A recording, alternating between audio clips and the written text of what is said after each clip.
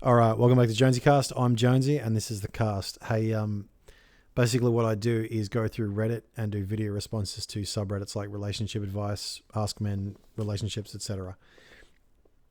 Um, if you would like to like and subscribe, that would be dope. If you don't, that is also dope because you're doing you. Hey, we are with user LSP underscore 5000 5 minutes ago on relationship advice. My boyfriend didn't let me. So my boyfriend told me a few months ago he doesn't want me smoking weed, and if I ever did, he'd break up with me. I followed through with this and didn't smoke, and I didn't mind it because I've only ever done it once, and it didn't bother me not smoking. The only thing that's bothering me now is the fact that he only lets you smoke now because he wants to smoke. And anything surrounding weed now just brings back bad memories of when he would get mad at me and threaten to break up with me when my friends asked if I could smoke with them.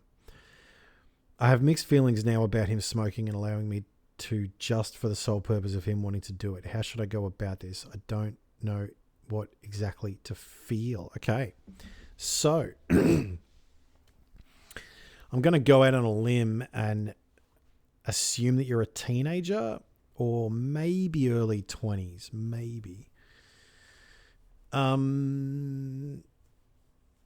I mean, I have to be careful in this one because I don't want to give you advice that will get you in trouble.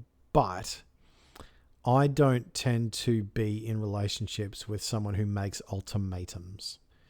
Because here's what's just happened, okay? If you don't know what an ultimatum is, please look it up on Google. I'll try to explain it here. It's essentially, if you do this, I will do this or not do this. And if you don't do this, I will do this or not do this. Look, this is the only way it can be. Take it or leave it. All right. And relationships do not work well with ultimatums. Emergency situations, temporary emergency situations are different. But because a relationship is not, hopefully, a long-term emergency situation, ultimatums are not. They're not constructive and they're not useful. And they are very damaging in some circumstances. So here's what's happened to you, right? Your boyfriend has said that if you do something, he will break up with you, and you have accepted that. Now that tells me one or two things. Number one, it tells me that you don't want him to break up with you more than you want your freedom to be you and do you. Now I don't blame you for that. It's not a diss. It's not a criticism, right? That's just what it tells me. It tells me that you are afraid of loneliness, you're afraid to break up with him, you are, or you like him so much or are infatuated with him to the degree that you will push your own desires, whatever they may be, because weed's not the issue. This is the bigger issue, that you will push your own desires aside and allow him to have his desires. Okay. I mean, if my girlfriend said to me, don't smoke weed again or I'll break up with you, I'd say, well, you better do it now then. Because ain't nobody going to tell me what to do. If she comes to me and says, look, I don't think you should smoke weed because I think it's bad for you. And I think that you probably shouldn't do it because, if it's affecting you or it's affecting me or it's affecting us, that's a completely different story and a completely different approach to, if you do something, I'll break up with you. I mean, cheating is probably the only thing, or lying is probably the only thing that I can see in there. Like, just don't lie and don't cheat. But if you want to express you and do you in certain ways, you should be allowed to do that. Now, I don't recommend that you smoke weed. I don't recommend that. And I think you should not. But again, that's not the issue here. The issue is that he's made a statement. He's made an ultimatum and you have accepted it. You have acquiesced to it, which means that you have and he have put in place a precedent which can and probably will lead to a habit of him controlling you. Okay. Now, again, I don't know how old you are because you don't say it, and I don't know how long you've been together because it's not in there, but that's what it looks like to me. There's only 3 ways to be in a social relationship. You can be a tyrant, in which they do whatever you say. You can negotiate, in which we both get a say in this and we come to an agreement, or you can be the victim of a tyrant, which is the slave. Okay. Now, some people will accept slavery and tyranny because it is easier in the short term. It is, in a sense, easier to just be told what to do and to have someone else control your life. And that's why a lot of people, both men and women, do both of those things. You know, mostly it's the man that becomes the tyrant and the woman becomes the slave, because it's easy. It's just easier this way. And she'll do it for the kids, right? In some cases, she becomes the tyrant and he just does what she wants because it's easier that way. He doesn't have to look for another person to fill his life. And he doesn't have to become a man. He can become someone else's son, you know? And so, and again, I don't say all these things to criticize you and to give you grief and to tell you that you're a bad person. What I hope is the best for you. I hope that you can be in a relationship, hopefully this one, maybe not, in which you can be yourself and you can express yourself and you can be free to do and say and think what you want without the threat of someone breaking up with you. Because what he's done is equivalent to emotional manipulation, right? He's saying that if you do X, you will not have me anymore. Now, it is a given that if my girlfriend cheats on me, she will not have me anymore. But I'm not going to go and say that to her because, you know, that's a known, right? But, you know, and it is a given that if she drinks too much or she smokes too much or she gambles too much, or if I do all those things, she will break up with me. But she doesn't need to say that. Those are all things that make sense to the general person, right? I'm just very concerned about the beginnings of controlling behavior here, okay? It seems to me that he's got what he wanted through the use of force or the threat of force or the threat of rescinding, right? Now, he hasn't used violence. He's free to leave if you smoke weed again. Fuck off, mate. But because you like him or love him or think you love him, whichever one it is, or all three, you are willing to make a sacrifice for him. But he hasn't made a sacrifice for you. This is not equal. This is tyranny. This is him getting what he wants. Sorry, I've got a hair in my eye. Now, the only thing that's bothering me now is the fact that he only lets me smoke. Lets me smoke? He lets you do it, does he? Because I say that about my dad or my dog. And again, this is not a diss on you, and I hope you don't take it that way. I hope this doesn't totally crush your self-esteem, because you are worth so much more than this. You are worth so much more than to be told what you can and can't do. I don't know if you know that, though. And I hope that at some point, maybe from this video, maybe in 10 years, you will realize your value and your worth and your strength and your conviction and your will and your identity and your individuality. I really hope that you can get those things, okay?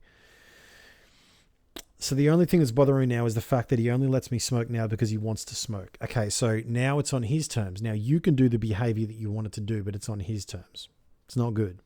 It's not good, okay? Because this is not just going to be weed. This is going to extend to other things, right? So I'm making the assumption that you're a girl, a female, and what that entails, and you may not be, you may be a guy, but if you're a female, it entails what happens when you get pregnant with his child, right? Are you going to let him tell you how to control your body? Because I would prefer that my girlfriend, if she were to get pregnant, didn't eat too much sugar, didn't smoke cigarettes, didn't drink alcohol, didn't smoke weed, do whatever, right? But that's a negotiation I have to have with her. I can't just tell her this is the way, okay? Because that's tyranny and that is psychological abuse, right? It's very mild, but it's still in the category of that. So, and anything surrounding weed now just brings up bad memories of when he would get mad at me and threaten to break up with me when my friends asked if I could smoke with them. I think you are right to have those feelings, and I think you need to trust your instincts. You've got a couple of options. You can just flat out break up with him, which I wouldn't advise because, you know, anything that moves too quick is like when particles move entirely too quick, that's called an explosion, right? So there could be an explosion from you just snap breaking up with him. The other option is that you have a chat with him and say, look, man, I'm a person. I'm a human. I have autonomy. I have worth. I have value. And I want to do what I want. And I need you to understand that. If you love me, you will understand that. If you love me and love you, yourself, if he loves himself and sees worth in himself and self-esteem in himself, he will allow you to be you, right? Now, that doesn't necessarily extend to bringing other people into the relationship. Everyone has standards, but if you say I'm an autonomous person that has worth and value and a will, and I want to smoke weed or whatever it is, because again, I don't support you smoking weed, but whatever it is, you say to him, look, I want to do this and you're not going to let me. Well, then you have a choice to make. Either you let me or you walk away from this relationship and the woman that I will become, because you, my young friend, can become an incredible, formidable human. You can become such a beautiful and strong person, right? But you can't with a stupid boy hanging over you. There's a song by Keith Urban that makes me tear up every now and then called Stupid Boy. And it is a song about the fact that a young man tries to hold her in his grasp and tries to control her, and he loses her as a consequence. You know, the tighter you squeeze water in your hand, the quicker it goes out. You know, so I just hope this video is useful to you. I mean, if I was in your position, I would address that which you are feeling with him and say, look, this is not okay. And you need to address it now when it's small, because little dragons become big dragons if you don't address them. Okay. And this is a subtle and gentle form of manipulation and psychological abuse that will snowball and get bigger as time goes on. It just will. Okay. And any woman worth her salt and any man worth his salt that has been the victim of psychological abuse will tell you that. Okay. So do that. Have a chat with him. And look, this is on the basis that you can. If you don't think you can have a genuinely honest chat with him, then I would look at exiting the relationship. And here's why. Because relationships turn into legal contracts. You have to worry about, you know, who's going to pay the mortgage.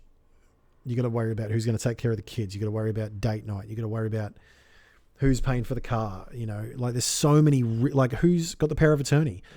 There's so many incredibly difficult and complex issues that a couple has to address in their life, that this kind of shit, him thinking he can make all the decisions, is just untenable. And you will develop resentment and you will develop low self-esteem as a consequence of allowing this young boy to control you. So look, I really do wish you all the best. I hope that you can see the divinity and the individuality and the will and the autonomy and the human that you are inside yourself. I really hope you can do that. And then tell this young man, he's either got to get straight or fuck off. I hope this helps. Catch ya.